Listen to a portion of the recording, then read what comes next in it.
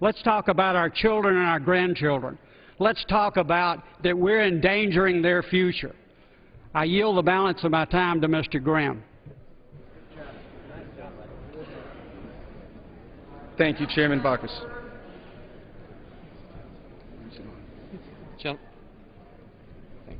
Thank you, Chairman Baucus. Thank you, Speaker. You know, I just came back from my district in Staten Island and Brooklyn, and I visited several senior centers. And I'll tell you, the seniors are nervous. They're worried. You know what their number one fear is? Their number one fear is that their children and grandchildren will not have the opportunities that they had. I heard countless story after story that their children are out of work. So when I hear about another failed program, I think of the mandate, and it was a mandate. I'm not sure if everyone in this room heard it, in this chamber, but I heard it. And the mandate was very simple. Cut the spending, grow the economy, and create jobs. This program is broken. And to think that somehow, suddenly, miraculously, it's going to work for seniors is outrageous. And I have to tell you, I cannot, in good conscience, go back to my district, go back to those senior centers, look those seniors in the eye, and tell them that I supported another failed program because someone stood up and said, well, it's for seniors. We can label it any way you want. You can put anything you want on this. But at the end of the day, it's a failed program. And for that reason, I strongly urge my colleagues to support the chairman and end this reckless spending. Thank you.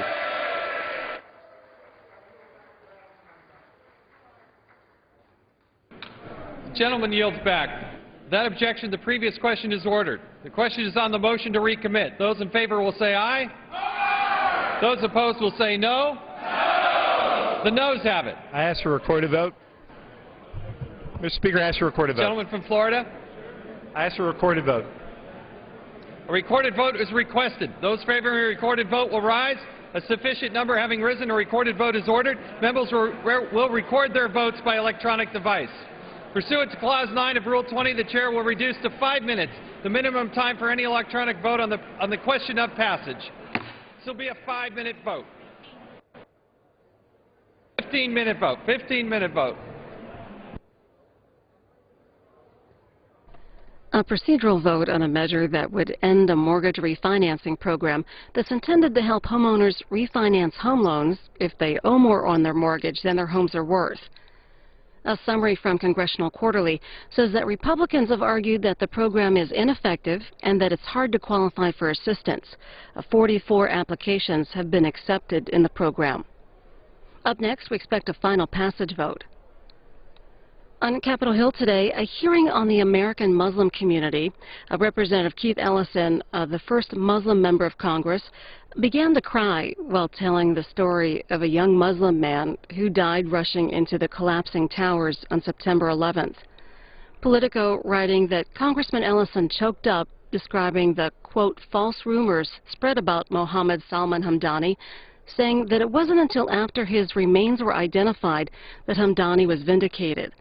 Mohammed Hamdani's mother was at the hearing. You can see it tonight, the entire hearing, at 10 Eastern, here on C-SPAN.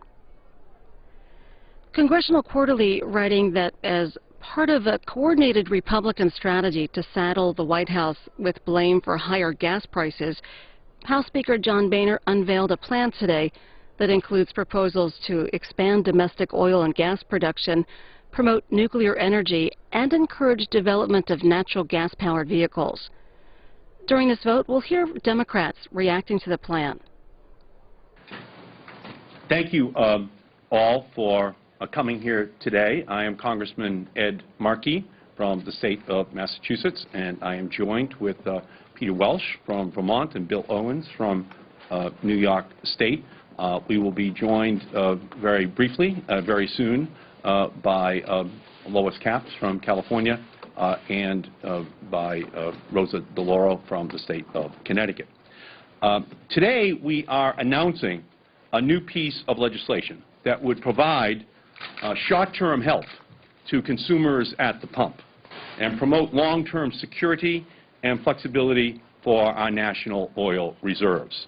The bill we will introduce today, the Enhanced Strategic Petroleum Reserve Act, would deploy at least 30 million barrels of light crude oil into the marketplace, beginning within the next 6 months, during the peak driving season here in America and historically the time when prices are highest. The legislation would also ensure that no more than 10% of the reserve is deployed in order to maintain a high level of security for our nation. This crude oil would then be replaced by refined petroleum product like gasoline or diesel fuel at a later date, after the current crisis has subsided and prices have gone back down. And it would give the Department of Energy the flexibility to locate these new reserves out of hurricane danger near the coast so that they can be more accessible to consumers if needed. That means that if a supply disruption happens overseas affecting the supplies of crude oil, the Strategic Petroleum Reserve can respond. But it also means that if a major hurricane affects some of America's major refining centers in the Gulf Coast or elsewhere, that the reserve can provide already refined product to consumers while our refineries are offline. I know there is currently a debate over deploying the reserves. I believe this legislation provides a responsible answer to that debate. It would deploy only about 5% of the total reserves and give the Department of Energy the discretion for how best to do so, helping to calm the markets before they spiral totally out of control and drag our country back into a recession. And it would provide longer-term flexibility to the reserves by diversifying the petroleum products to include refined products that can be moved out into the market more rapidly if needed. Whether higher prices or disrupted supplies happen from an act of God or an act of Gaddafi, the United States should respond by deploying the Strategic Petroleum Reserve in order to protect us against slipping back into a recession once again. I believe that the current state of our economy and foreign affairs means that this is the time to deploy a responsible amount of the reserves before it is too late.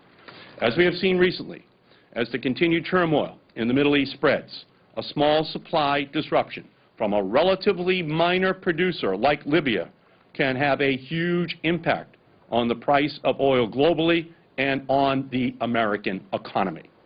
Then you have to consider the continued speculation in the marketplace. A report released last week by the Commodities Futures Trading Commission said that right now there is an inordinate number of traders who are not suppliers and not refiners who are betting on the price of oil going up. We must send a signal to those speculators that we will not allow them to play games with the American economy. And lastly, consumers are being tipped upside down at every gasoline pump in the United States. Money is pouring out of their pockets and into the coffers of oil companies and OPEC. By deploying the Strategic Petroleum Reserve, we will be able to stabilize and reduce the impact on consumers. If gas averages $3.50 a gallon for March, Americans will spend $41 billion on gasoline just this month. We know that doing an energy swap from the Strategic Petroleum Reserve works. During the Clinton administration, the Energy Department did a plain swap of oil in the reserves at a time of high energy prices, and then replenished that oil later on when prices were lower. This swap reduced prices by nearly 19%. Now I know Speaker Boehner, Chairman Hastings, and others were just in this room telling you how they are about an all-of-the-above strategy. Their plan is not an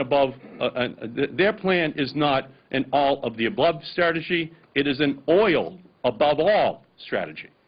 The Republican strategy is to keep us addicted to oil, and it is not just reflected in their rhetoric, it is also reflected in their actions.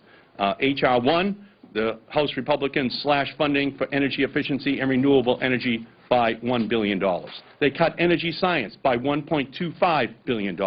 And earlier today, in the Energy and Commerce Committee, they approved a bill to ban the EPA from regulating the regulation of greenhouse gas emissions for cars and trucks, which, if adopted, would result in Americans consuming more than 700,000 barrels a day more of oil than we would if EPA had been allowed to regulate. The Republican bill also removes EPA's authority to move forward with regulations to curb greenhouse gas emissions from oil use in airplanes, trains, and other large transportation sources. It's like the Republicans wrote a comedy of energy errors called No Planes, Trains, or Automobiles, except in their movie, it's about big oil getting the big Christmas gift. All of these actions, taken together, will result in higher prices at the pump, higher home heating oil prices for consumers. They represent the Republican Party's energy tax on the American public, a tax which they make possible, but which ExxonMobil, BP, Shell, ConocoPhillips, Chevron, and OPEC collect in the form of higher prices at the pump. So this is an important piece of legislation, and we're doing it in order to signify the criticality of the United States Congress and the White House acting to protect the consumer. Let me turn and recognize the co-chair of the Steering and Policy Committee of the Democratic Party, Rosa DeLauro. Thank you very much.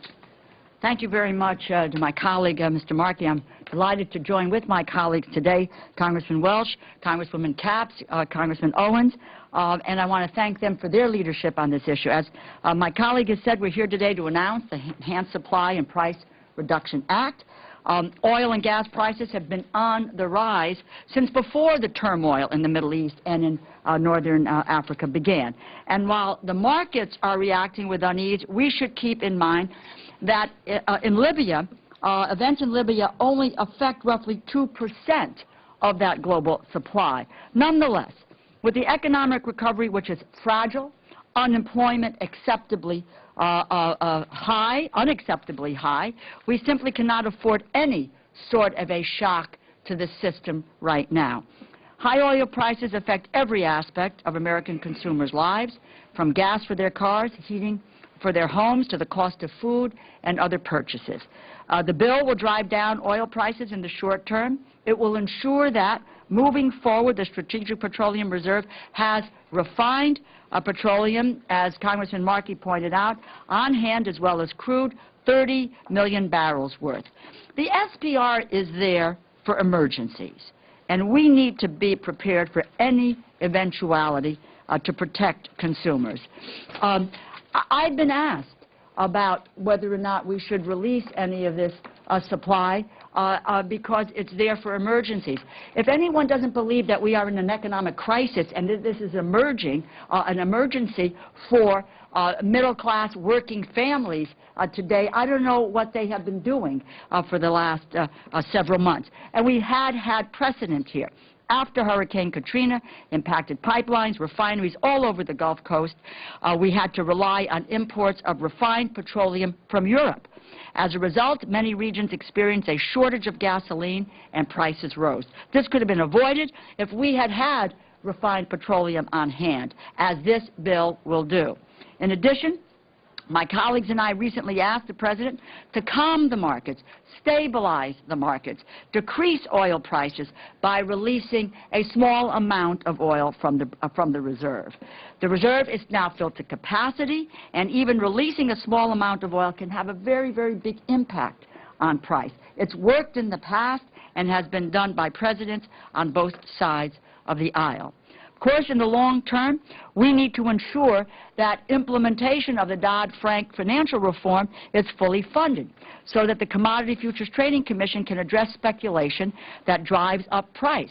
And as my colleague from Massachusetts said, the Commodity Futures Trading Commission, which comes under the jurisdiction of the Agriculture Subcommittee of Appropriations, where the House majority last week would cut the funding so that, in fact, what the CFTC could do in order to protect against speculation in this area, which we have seen in the past.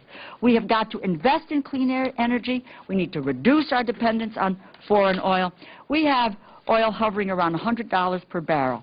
Gas nearing $4 a gallon in Connecticut today. Our nation's still fragile economic situation right now. What we need to do is to provide immediate relief to Americans who are suffering from high energy prices, make sure that we are not victims to more shocks in the future. And by making sure we have refined petroleum on hand in case of disaster, this bill helps us to protect our consumers and to protect our nation. And once again, I'm delighted to join my colleagues this morning. Next, we'll hear from Lois Capps from the state of California. We'll go cross country. My name is Lois Capps. I have the distinction today of representing 2 counties in my congressional district, San Luis Obispo and Santa Barbara, where the gasoline prices are the highest, bar none, of any area in the country. So I'm very eager to be a part of this legislation. I want to thank Mr. Markey for his leadership and my colleagues Peter Welsh, Rosa DeLauro, and Bill Owens as well. We are here today as people who are committed to real relief for hardworking Americans who are struggling, literally struggling with these high gas prices. As the price of oil soars, so does the need to help consumers. And we see nothing happening on the other side of the aisle. We're determined to do something about the strain of high prices at the gas pump and at the grocery store that our constituents are experiencing, and this is rippling all throughout our economy. We need to do something about this now. My constituents know about this, and that's why this legislation makes a lot of sense. An immediate resolution of resolution of the problem, not something that's going to happen a decade from now when new oil reserves are tapped into. This is swapping oil in the strategic petroleum reserves for refined products, putting in the crude and taking out the refined. Makes sense. It's going to help drive down prices now. And the drill, baby, drill mantra won't reduce our oil dependency. We know that for sure. It won't provide long-term relief from volatile oil prices either. Here we are home in this country to more than 500,000 producing oil wells, about 60% of all the producing oil wells in the world. We have more oil wells than all of the Middle East, 35 times over. We have 14 times as many wells as OPEC does. We've blasted more wells into our soil and our seas than all the countries in the world put together. And still, we're consuming 19 billion barrels of oil a day while producing less than half of that, even though we're drilling more now than we did during the Bush years. So we need to get off this roller coaster. We're never going to be able to drill our way to cheap or to stable oil prices. The solutions to the pain at the pump are policies like the one we're representing for you today that give consumers more choices. That means more efficient cars and other forms of transportation like transit that cut oil demand. The policies that we put in place, like better fuel economy standards, will help get America through the spikes in the future. We're certainly not doing that today. It's why our leaders should be focused on investing more in these policies, not on sending taxpayer money overseas to feed our oil habit. House Republicans need to put the interests of the American people before the needs of the oil companies. They've fought our repeated efforts this year to reduce the burden of rising gas prices and make our nation less dependent on oil. They need to start thinking less about taking away EPA's work and more on the job at hand, lowering gas prices for hardworking Americans. That's what this legislation addresses. I thank Mr. Markey for his leadership, and let's hear from Peter Welsh. Thank you very much. I want to address 2 of the criticisms of the efforts that we are making. One is that it's not a long-term solution. And my response to that is, no kidding. We have a short On this vote, the yeas are 185 and the nays are 243. The motion is not adopted. The question is on the passage of the bill. Those in favor say aye. Those opposed say no. The ayes have it. The bill is passed, and without objection, a motion to reconsider is laid upon the table. What purpose does the gentleman from Texas rise? Speaker, on that I ask for a recorded vote. A recorded vote is requested. Those favoring a recorded vote will rise. A sufficient number having risen, a recorded vote is ordered. Members will record their votes by electronic device. This will be a 5-minute vote.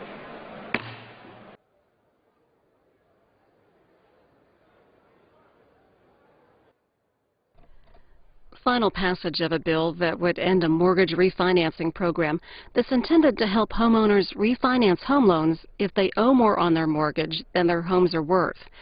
This is the last vote of the day. Negotiations continue on federal spending for the rest of this budget year. Senator Chuck Schumer said today that Senate Democrats and House Republicans are likely to reach agreement on another round of budget cuts and another short-term extension to keep the government from shutting down on March 18th. But meanwhile, Congressional Quarterly reporting that a group of conservative senators today threatened to try to block all bills from advancing to the Senate floor unless Democratic leaders carve out time to debate proposals to cut federal spending and tackle the government's budgetary problems. The letter to Majority Leader Harry Reid was signed by Senators Jim DeMint, John Ensign, Mike Lee, Rand Paul, Marco Rubio, Jeff Sessions, Pat Toomey, and David Vitter.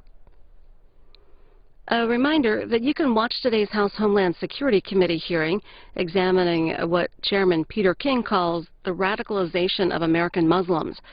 More than 50 Democrats sent a letter to Congressman King warning him that these hearings will jeopardize the trust between Muslims and law enforcement. You can see the hearing tonight on C-SPAN at 10 Eastern.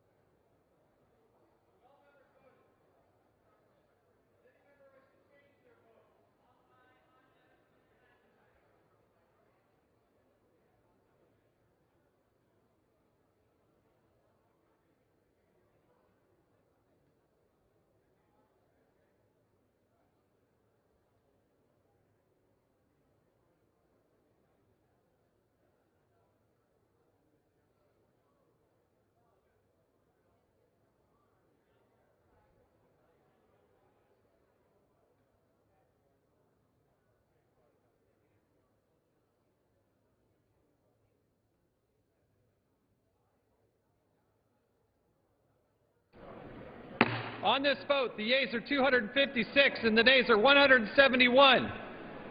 The bill is passed, and without objection, a motion to reconsider is laid on the table.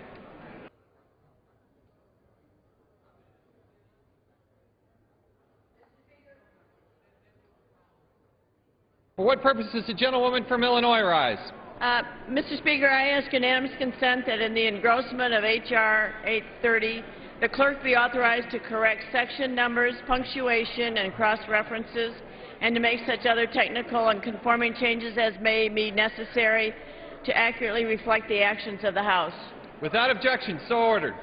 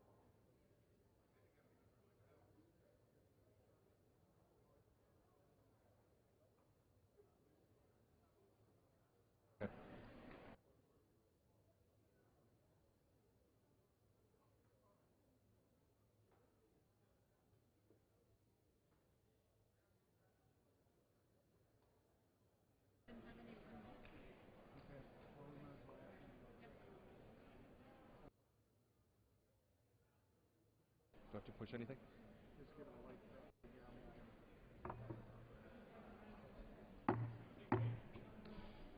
The chair is prepared to entertain motions for 1-minute speeches.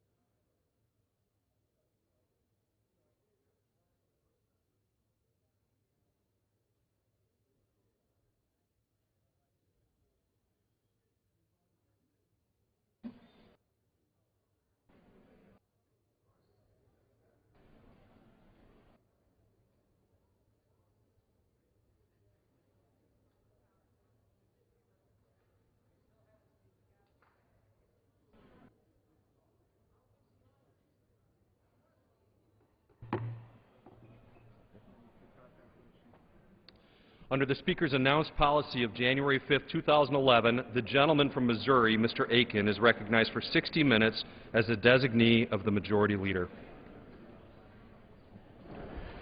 Thank you, Mr. Speaker.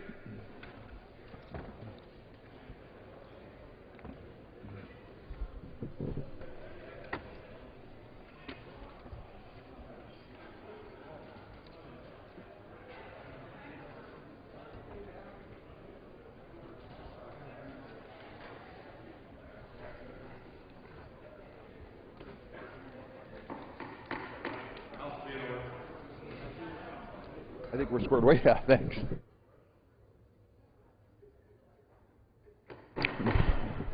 Order. Members, please take their conversations off the floor.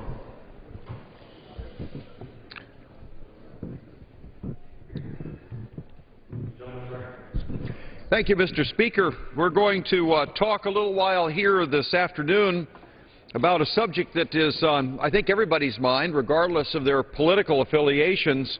And the more we look at it, the more significant it seems to be. In fact, the more frightening it seems to be, and that is the simple situation with our economy and the level of what the government is doing in the spending money department.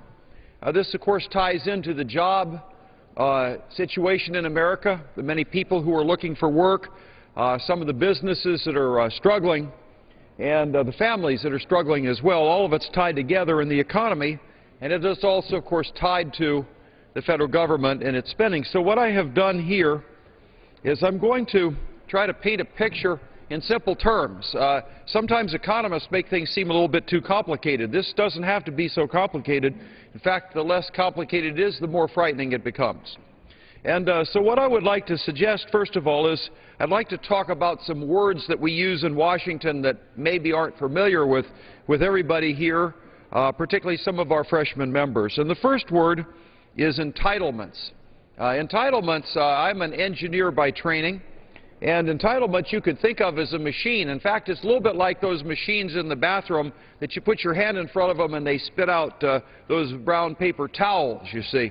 Except the entitlements that we're talking about here spit out dollar bills. And what happens is a legislature, maybe 30 years ago, created some bill which automatically gives money to certain people that come and put their hand in front of the machine. And these entitlements, the biggest ones are Social Security, Medicare, Medicaid. Those are programs that have been around for quite a while. But they're a little bit like that if you think of them as something that spends money automatically. So those of us here on the floor of the Congress, we talk about whether we're going to fund this or fund that or how we're going to run the government. That these things were created a long time ago, and they just keep on running and spending money, and those are called entitlements. Now, there's another thing that's like the entitlements, and it's the interest on our debt. When the U.S. government issues a Treasury bill, the Treasury bill is supposed to pay some interest. So it's a little bit like that machine. It spits out some dollar bills, and so it being like an entitlement is something that's spending money. Now, here is the thing that I think is frightening, and I think you'll think it's frightening as you give this a little bit of thought. And that is that if you add up for this year, this isn't sometime way out in the future, but if you go just this year, you add up the Social Security, the Medicare, the Medicaid, the other entitlements, or some other smaller entitlements, and you put those together with the interest on our debt, that comes to $2.2 trillion. Now, I don't know what $2.2 trillion is in terms of trying to visualize the money, but it's very easy to visualize this. And $2.2 trillion is also the total revenue that the federal government brings in taxes. So that makes it easier to see. In other words, these entitlements and the interest on the debt, $2.2 trillion, is the same thing as the revenue that we get in from taxes. Now, why is that frightening? Well, it's because it doesn't include two other things: the defense budget and the what's called non-defense discretionary. So what are these two things over here? Well, the defense budget's pretty obvious. Obviously, it's tanks and airplanes, it's ships, it's men with rifles, and the national security. And that's a piece of that. You can see that's almost $700 billion. And then non-defense would be things like the building that we're in.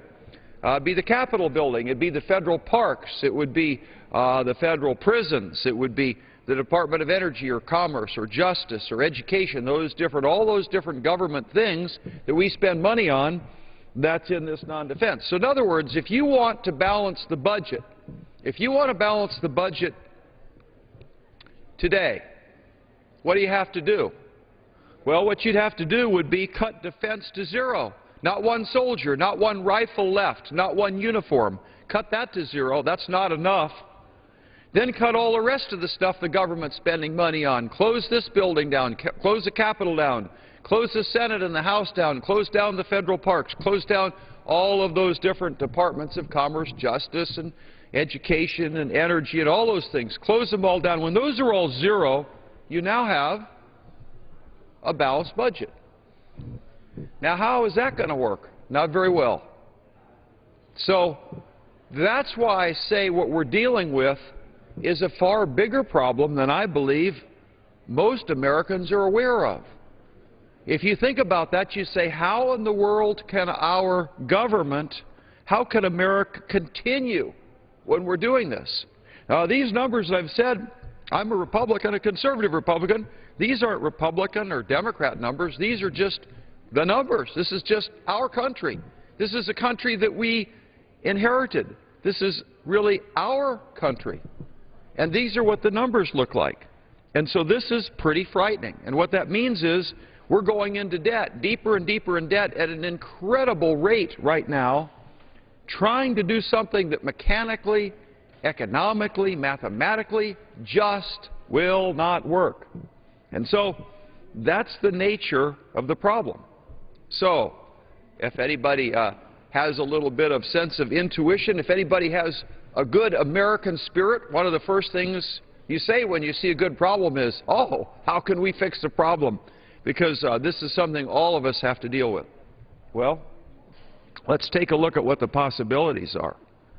The really possibilities remind me a little bit of all of these kind of funny weight-watching programs that are out there. I always think it's sort of interesting. There's people that says you're going to go in the low-carb diet or the this diet or that diet or something, and yet when you come to be a little bit older, such as I am, you're really faced with two realities.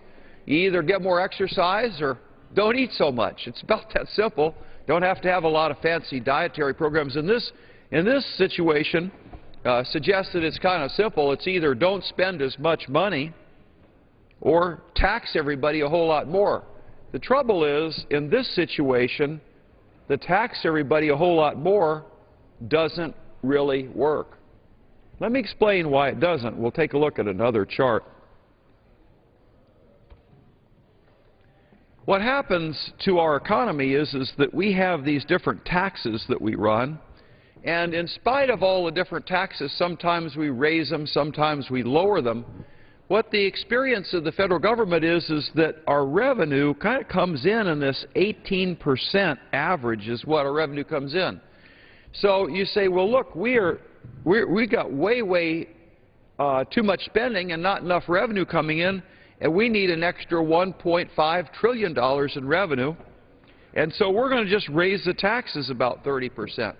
The trouble is, if you do raise the taxes, the problem is that you don't get more revenue coming in. That's sort of a weird thing, isn't it? Let's talk about that for just a minute. Why would it be that if you raise taxes, the government wouldn't get more revenues? Well, the reason is because you tax the economy to a certain degree, and then you start to collapse the jobs and the economy. The economy goes south, and when it does, then it stalls and you don't get as much tax revenue. But think about it this way. I like to explain it by just picturing yourself, if you will, to be a king for a year. And your job is to try to raise some tax revenue for your kingdom. And the only thing you can do is tax a loaf of bread. And so you start thinking in your mind about this. You say, well, let's see, my kingdom, they eat a lot of bread. So I could just tax a loaf of bread for just 1 penny a loaf. Or you could say to yourself, I know how to get a lot of taxes. I'm going to put $10 tax on every loaf of bread. And then you think, yeah, but I bet nobody would buy any bread if we did that. So your common sense would say somewhere between a penny and $10 for that loaf of bread, there's going to be an optimum tax. If you raise it or lower it, either way, you won't get as much money raised in taxes. And that's what's going on here. You can raise the tax rate, but what happens is people find out ways to avoid it. The economy stalls, and so, in fact, your revenue starts to fall off, and you don't get any more money in. And, of course, the problem is your spending is still going like mad. And so the solution to this problem isn't even as easy as trying to lose weight. You really don't have two alternatives. What you have is really one alternative, and that alternative is you have got to get these entitlements under control.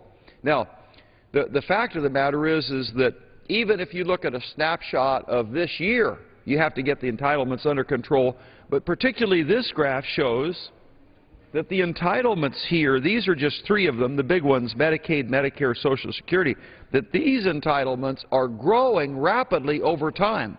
So even if we went to the scenario up here and we got rid of defense and non-defense spending and we balanced the budget with a government spending nothing except just entitlements, even if we did that in a couple of years, these entitlements, this is, where are we, 2011 and here, in a couple of years, these entitlements are going to eat our lunch.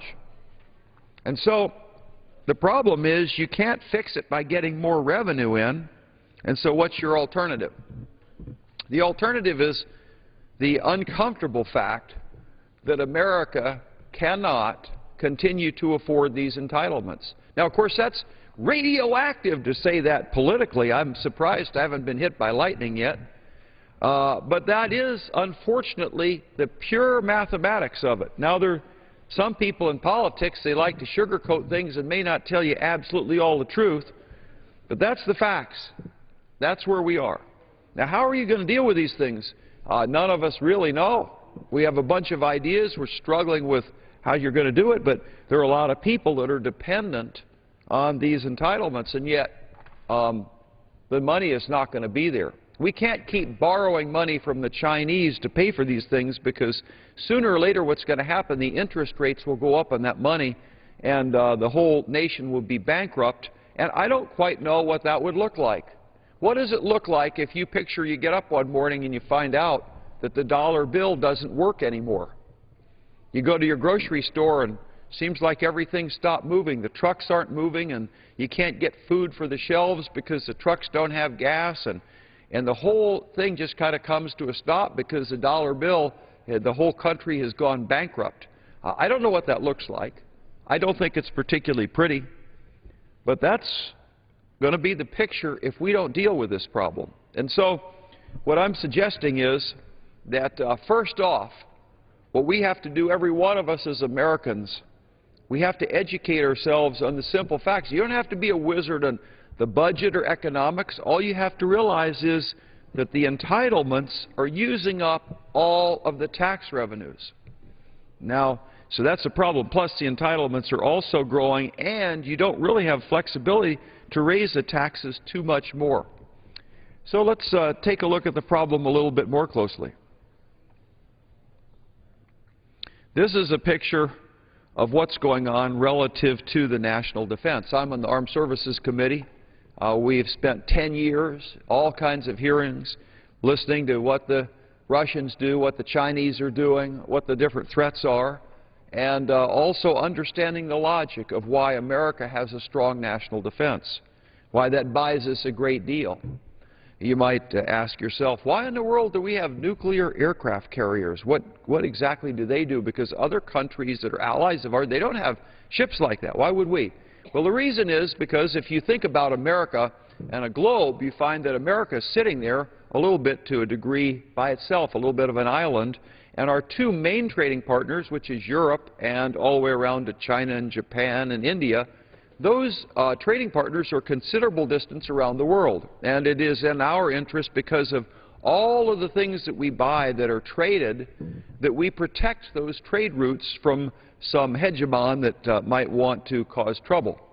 And so we have things like our Navy and our nuclear-powered aircraft carriers so that we can go to the other side of the world and conduct operations and not have to worry about fueling these things up. And that's the reason why we have a lot of national defense. This started a long time ago. And you can see this blue line here talks about our defense and what's going on with defense spending, and then what's going on with entitlements. So you see entitlements back here in 1965. This is just Medicare, Medicaid, and Social Security. This chart says it's 2.5% of GDP. You see defense is much, much higher, jumped up to above 9 here. But then over time, these entitlements are going up, and that 9.9% is low because that doesn't add all the entitlements. That's just 3 of the big entitlements. And defense spending is going down. So people will say, well, aren't you open-minded? Shouldn't we be cutting defense and cutting other things as well? The answer is no, not really.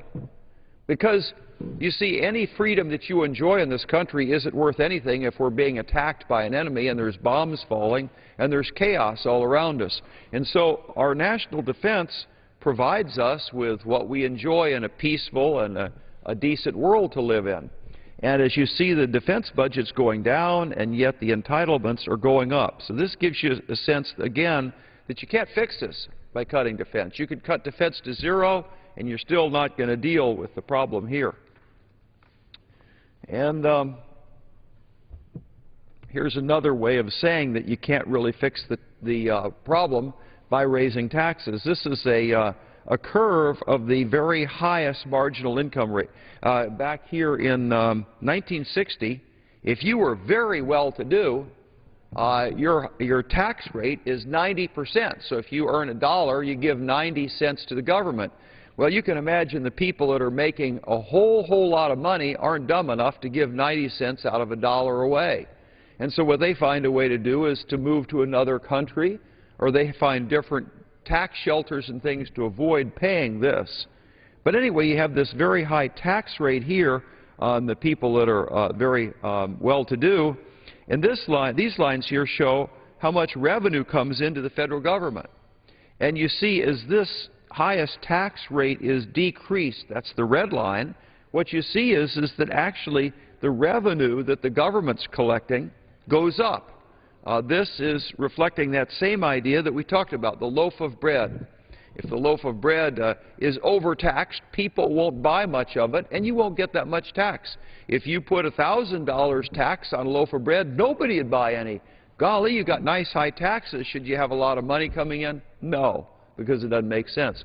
That's what this chart is showing, that as the taxes actually come down, you actually get more revenue with the government. Has this actually been proven to happen? Yes, historically it has.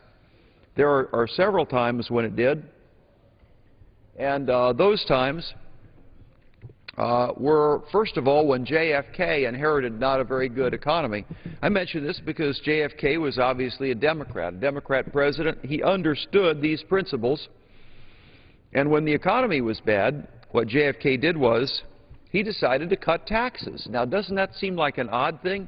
The economy is bad, the government needs more money, and yet he cuts taxes. What an odd thing to do. And yet it certainly worked. It worked beautifully. So how did it work?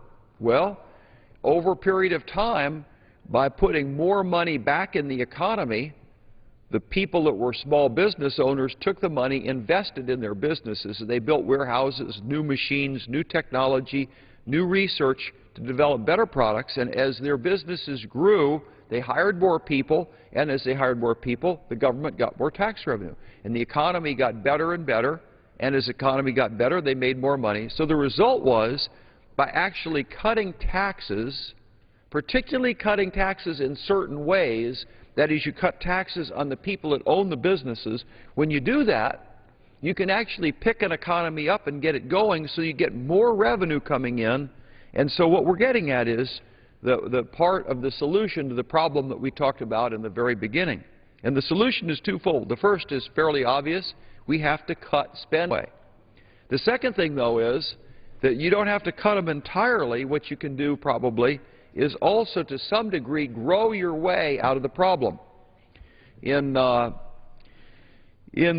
I guess it was May of 2003, George Bush had been elected in 2001, the same time I was elected, and when we came in, there was a recession going on. You can see that reflected in some of these graphs. This is the time period from 2001 on up to about 2006. This chart's a little bit old, but it makes an interesting point. And so this is the gross domestic product before and after tax relief. The tax relief is this vertical line right here. This was not a particularly popular tax. It was a tax relief to get rid of capital gains, dividends, and get rid of the death tax. Oh, people say, well, those are taxes that favor the rich. Well, the problem is, if you want jobs, you got to have employers. If you tax small business into the dirt, you won't have as many jobs. And so you can't have it both ways. If you want to allow small business owners to keep enough money that they can invest in their business, you can't tax them very, very heavily.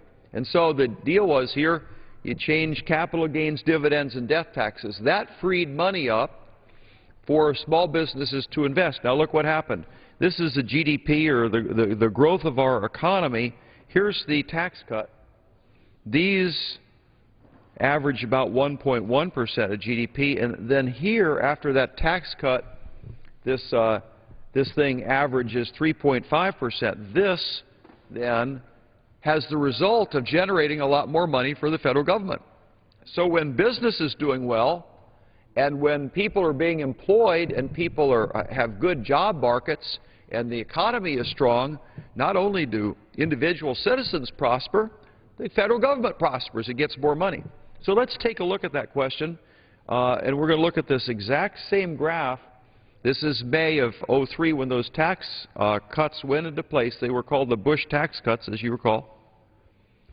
Here's the chart on employment, job creation before and after tax relief. You see here, these lines, anything going down means we lost jobs. And so you're seeing we're losing a lot of jobs in the front end when we were in the recession. Then as we did some tax cuts in here, it helped a little bit. But still, when we do this tax cut, take a look at how things turn around. And this is the average loss of 100,000 jobs per month. This is the gain of 168,000 jobs a month after this tax cut goes into place. So what you can see where I'm going. I'm starting to get to a solution to this problem, and that's there are really two pieces of solution. And so let's take a look at the final chart here.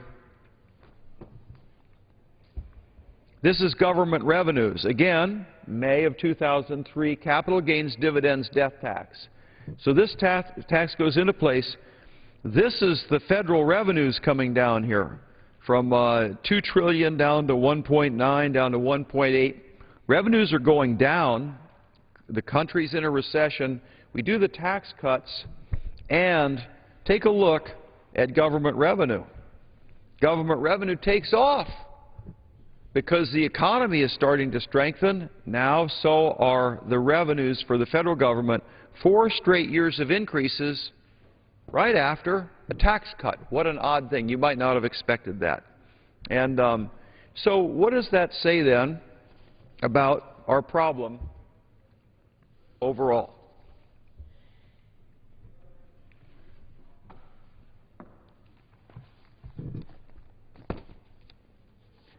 Coming back to our first chart here then, the problem is that the entitlements are eating our lunch.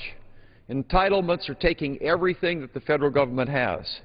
And so the solution is what? Well, it's twofold. First of all, we're going to have to reduce the amount of spending here, reduce spending anywhere we can for that matter, particularly in this sector, because a lot of the spending over here creates a tremendous amount of red tape and regulations for businesses. If we can reduce the red tape and regulations on businesses, if we can also cut taxes on businesses in certain specific ways, you can start to get this economy growing again. And if you do that, then what starts to happen is instead of having $2.2 trillion in terms of our receipts from the federal government, they'll start to go up. We get more tax revenues, so we have less debt, and so we both reduce here, but we also grow our way out of the problem. And so that's the general strategy that I think most any economist would say that you're going to have to do faced with the problems. Now, of course, there's a whole lot of politics, as you can imagine, that's involved in these questions and these issues. The politics are the main political questions would be, first of all, what should the federal government do? Is it really the job of the federal government to get involved in education per se? Or is that something that should be done at the local level? Is it really the federal job to get involved in flood insurance? Is it the federal government to be involved in providing loans to people? Is that really the job of the federal government? What really is the job of the federal government? That is the biggest political question here, and what we argue about quite a lot, and with good reason, because that is the big question. As you recall, there was a nation that believed that the job of their federal government was to provide you with a good education, to provide you with health care, to provide you with a home and some food, provide you with a job and a future. It was the federal government's job to do those things. And that particular nation went into the dustbin of history, and we thought, as the Soviet Union collapsed, oh, that will never work. That's communism. Communism doesn't work very well. Socialism doesn't work very well. And yet, here, years later in America, we're thinking the federal government should be providing health care, federal government should be providing housing, federal government should be providing food, federal government should make sure that you have a job, federal government should be doing this and that and the other thing. And so we wonder why we're starting to get in trouble. Now that's a debate. What should the federal government be doing? Should it be doing all these entitlements? Well, if you go to the U.S. Constitution, you'd find out, well, no. In fact, a lot of these things are unconstitutional. The Constitution says that the only things the federal government can do are the things that are specifically enumerated. Well, what's one of the main ones enumerated? Well, you don't have to read past not only the first page, it's in the first paragraph, it's in the preamble. We're supposed to, as a federal government, we're supposed to provide for the common defense. We're supposed to be protecting. First of all, the job of the federal government is to protect our country. Any other rights you have mean nothing if you're being bombed and people are attacking your shorelines. And so the main job of the federal government is to provide for the national defense. A lot of these other things, they might be nice. They're probably, even though they've been around for generations, not constitutional because they're not specifically enumerated powers of the federal government. And what we're seeing happening, what was a safety net, has become a way of life for huge blocks of our citizens. And we're getting to the point where, in fact, we are and have arrived at the point where the numbers don't work, where America's solvency, everything you and I think of at America, is up for grabs. This is a very, very sober moment for our country. I would ask you to, if you will, just pretend in your mind, pretend that you were a congressman or a senator in the year 1850. In the year 1850, you might recall, there was this 10,000-pound gorilla in the tent. And people politically didn't quite know what to do with it. It was called the issue of slavery. And the way politics was working, you had the southern guys and the northern guys, and so the power was somewhat divided.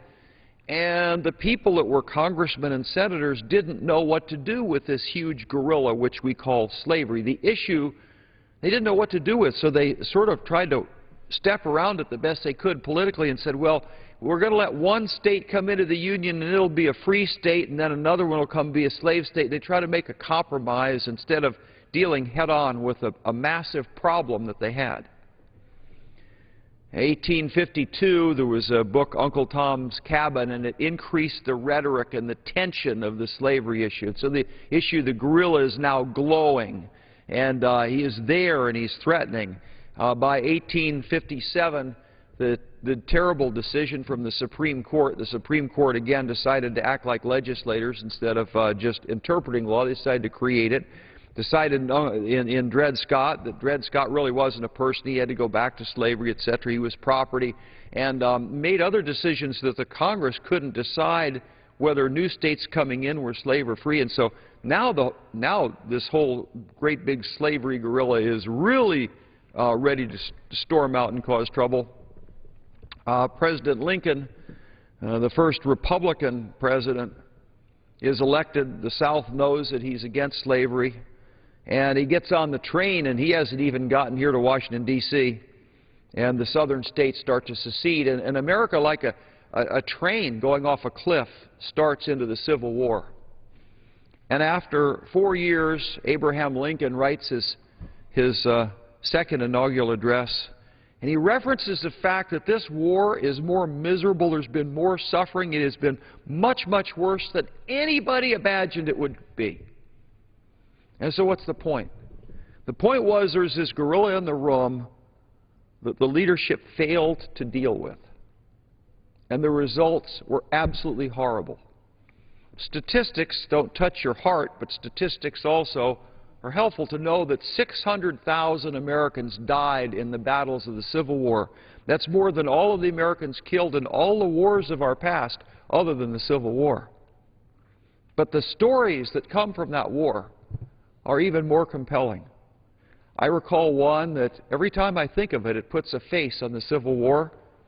There was a northern unit that was trying to take a position occupied on some higher ground by a southern unit. The Northern unit seemed like they had the South just wavering. They were about to be able to take the hill, and there was a young officer at the top of the hill that would reappear, almost not worried about his own safety, and he'd reposition his Southern troops, and they'd settle down and fight the North back. That happened back and forth a number of times until the officer of the Northern unit remembered that he had an older man that was an excellent shot with a rifle. He said, "There's a young officer up there that's really the one that's holding this hill, and I want you to use your great marksmanship ability. I want you to take that officer out." And so the next time that young officer showed himself, this crack marksman shot him, and the young officer, a Southern officer, dropped dead on the spot. The Northern troops moved up, and by the time they took the position, the marksman went over to see who he'd shot. And he realized he'd shot his own son. He was so distraught, he just stood up and ran across a field where the Southern Army was shooting, and he was killed by that rifle fire. That's a little personal tragedy. The Civil War was full of those. But they're full of them because there was a leadership failure to deal with a crisis that America had to deal with, and they didn't do it for whatever reason. Today, we also have a crisis that's right here in front of us. And as Americans start to understand where we are with the budget, we also have to deal with this thing. And the face on our entire economic system collapsing could be very ugly indeed. And so my point of being here on the floor today is not to be particularly partisan, but simply to acknowledge the fact that the numbers don't work. Now, I have to be somewhat partisan because our President submitted the 2012 budget. The 2012 budget is irresponsible because it refuses to deal with these mathematics. It pretends that it's a budget, but it never deals with entitlements for whatever particular reason, and tries to kick the can down the road pretending that the gorilla isn't there. That we cannot do. The fact is, we're overspending at a horrendous rate, and something has to be done. And so America now faces a great challenge in the next couple of years as to how are we going to deal with this problem. And as I said before, the solutions are not simple. In fact, the solutions are simple. They're just not easy. I think Ronald Reagan said that. The solution is simple, but it's not easy. The simple part is we have to cut the spending. The simple part is we need to grow the revenues of the government by getting the economy and the jobs going. And we know how to do that. We've got to cut the red tape. We've got to cut taxes on small business owners. And we have to try to make sure that the liquidity is available to small business owners through the banks. And then we have to stop the era of uncertainty so that the businessman feels like the economy has settled down and they can actually make some investments. Those are the things you do to get jobs going.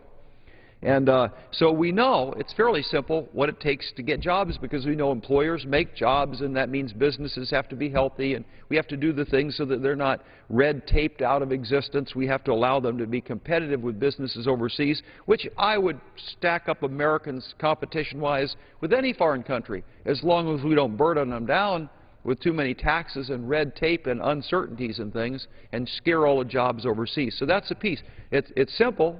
It's not easy. Also, cutting the tremendous level of entitlement spending. That's also, you can see, you have to do it. You just can't not do it. But how do you do it? That's not easy. And so that's where we are. But we cannot continue to ignore the gorilla that's in the tent. If we do that, we threaten all kinds of very serious problems in our economy. The other different pieces that have to go into place, we have to stop all the regulations that make it so that we can't drill for oil. We have a federal government now that ever since the oil spill has shut down drilling for oil, and I guess they got one well working right now. You got chaos in the Middle East.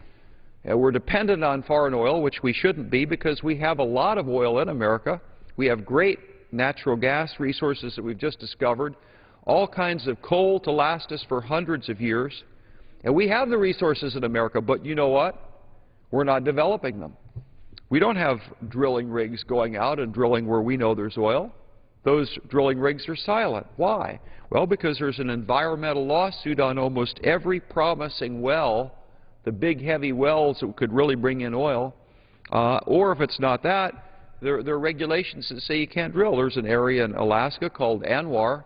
It's basically like Oklahoma, only frozen. It's very flat. It's way up on that plain where it's very cold up north.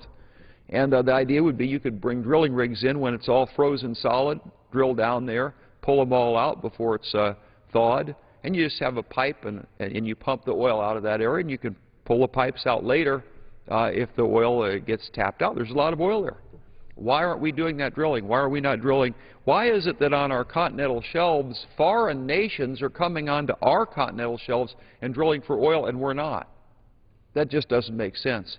So there's some policies that kind of come over in this area where America can do some things to get our economy back in shape.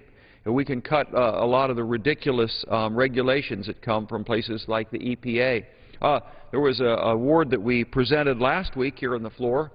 I think it was called the Golden Turkey Award, for the fact that the EPA had decided that milk, because it contained oil-like substance in milk, or fat or whatever it was, had to be treated like an oil spill. And so farmers had to put containment around their dairy barns instead of having a few cats to lick up the milk that was spilt.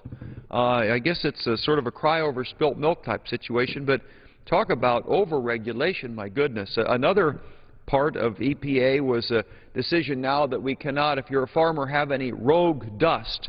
Well, what would rogue dust be? Well, that would mean if you're plowing a field, if any dust comes off your field, that'd be terrible. And so the EPA is very concerned about rogue dust. They haven't been to my good state of Missouri and seen when you're harvesting corn in the fall, and that stuff has got all kinds of dust that the rain is deposited on it. And boy, when that machine goes by, it's a cloud of dust. But still, the corn is good and it feeds a lot of cattle. But what would you do with all that rogue dust? Somehow that just seems a little bit absurd to me. So we've got to get rid of all of this red tape and ridiculous kinds of things and let good old American innovation go.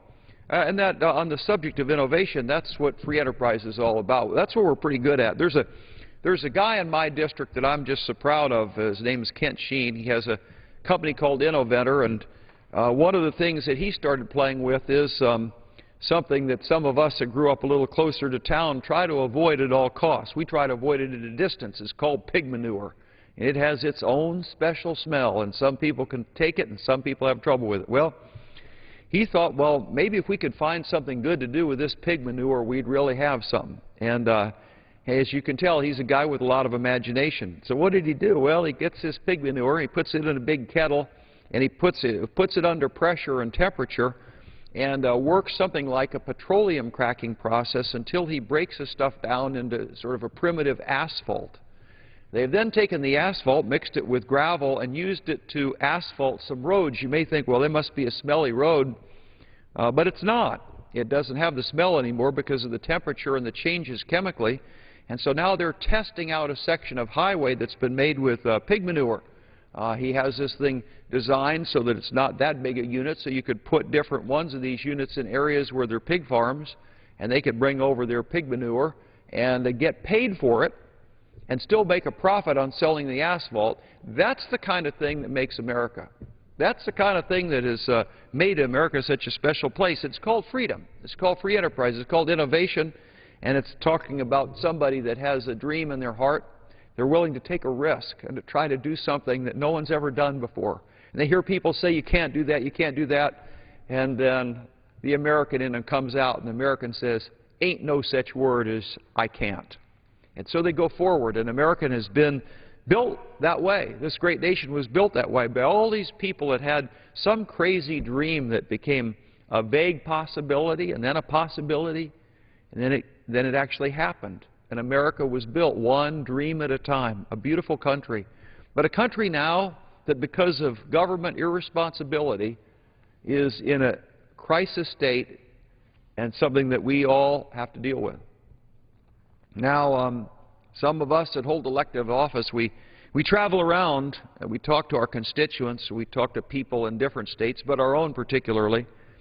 And there's a perception out there that we can solve this problem by taking out a line in the budget that's called waste, fraud, and abuse. Now, we've never found that line in the government. It's like a fat marbleized in meat. It's all over the place. And we try to get at that and get rid of waste, fraud, and abuse. But you're not going to fix this problem by fixing waste, fraud, and abuse. You're not going to fix this problem by more efficiency.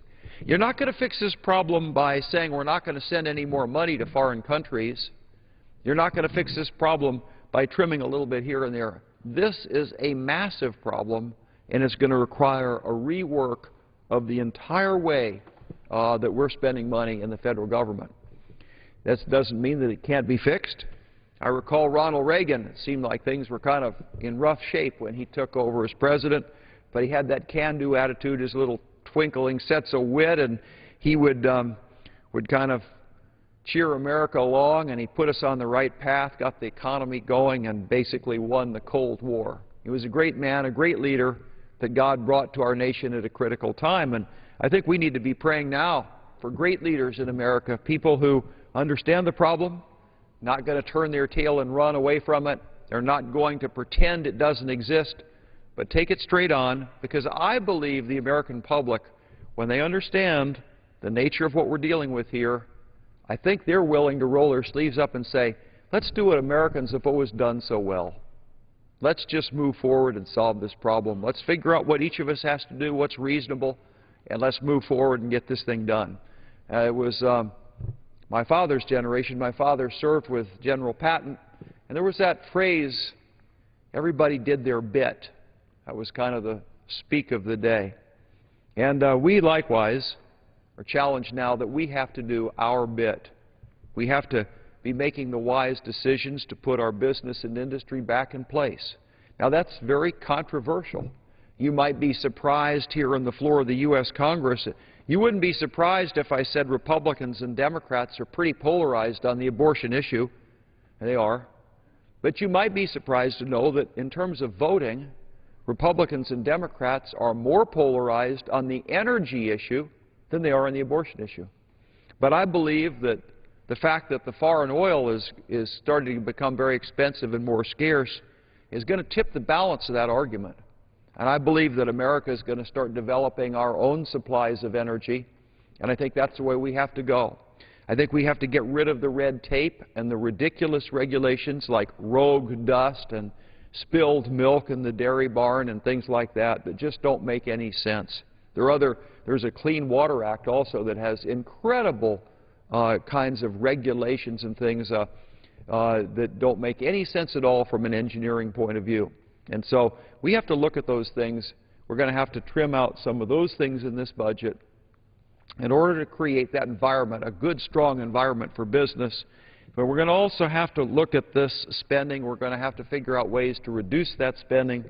And as a member of the Armed Services Committee, and actually I'm a chairman of the subcommittee that deals with the Navy, the Marine Corps, and projection forces, that'd be things like bombers and long range, we realize that there is not a whole lot we dare to cut here because of the various other nations and the rate that they're spending on defense and the threat they could be to our country. So there's not, this money is not always spent as wisely as it should be. But again, the Navy right now, the American Navy is the same number of ships as we had in the year 1916. That's not enough ships to do what we need to do in order to try to create a peaceful and free trade area where we can trade back and forth across the oceans of the world. And so there's not going to be a lot here to be able to solve this problem. We can spend this money more efficiently probably, but we're not going to be able to cut a whole lot there. So the solution to this is, once again, pretty straightforward. We have to cut particularly the amount of spending we're doing on entitlements, and particularly we have to reduce the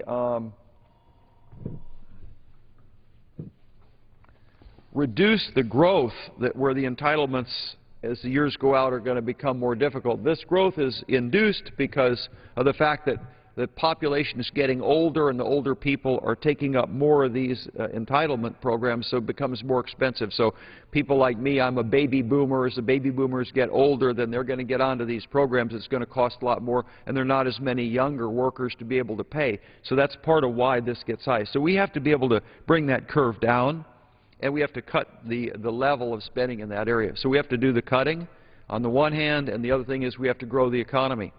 That's we know how to do it. It's been done by other presidents. It's something that we understand the economics of it, but it's just a big challenge. And the sooner that Americans across the board understand what we're dealing with, say, okay, let's roll up our sleeves. Let's get to work on this thing. I have tremendous confidence because Americans in the past have always rolled up into challenges. They've done well, and we've gotten through many things. I think the way we'll get through them, too, also, is something we can learn from the past. That was what the Pilgrims did. When the Pilgrims first landed, they had a dream of creating a nation that was designed in an entirely different way than the European countries. They arrived here, and in the first couple of months, half of them died.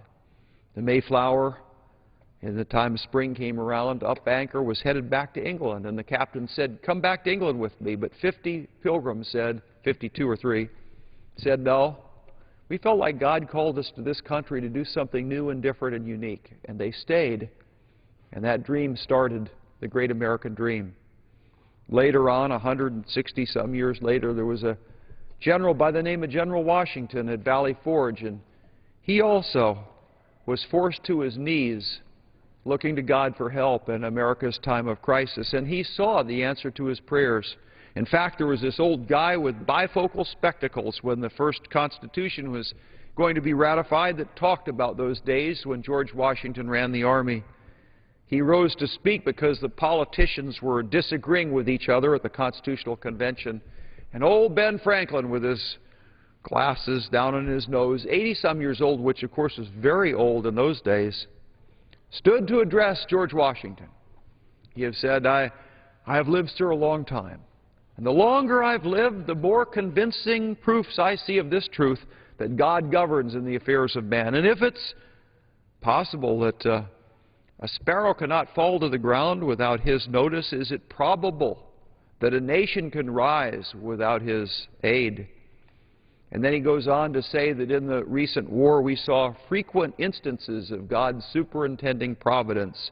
And he closed by saying we need to be in prayer as a constitutional Congress here as we look at adopting the new U.S. Constitution. Well, Washington called the first day of Thanksgiving as America adopted the U.S. Constitution. But that tradition that when we got in a jam that we looked to God continued. General Eisenhower, recognizing that trend, decided to add it to our Pledge of Allegiance. And so it was that he added words that came from Lincoln, from his Gettysburg Address, the words, "One nation under God." And so Eisenhower, on just the front steps behind me of this Capitol, recited for the first time the new pledge, which included one nation under God, indivisible. And so, as we approach this crisis with our history, I have faith in the American people that will take a look at the problem, that will solve it, will do the right thing, and that will recognize the problem is bigger than we are, that we'll have the wisdom to also ask God's blessing on our efforts, and that by His help we will be able to overcome and to put America back on a more solid fiscal footing. I thank you for allowing me to do I suppose you'd call it a 30,000-foot view of the budget and all. Not a lot of details, but the big picture.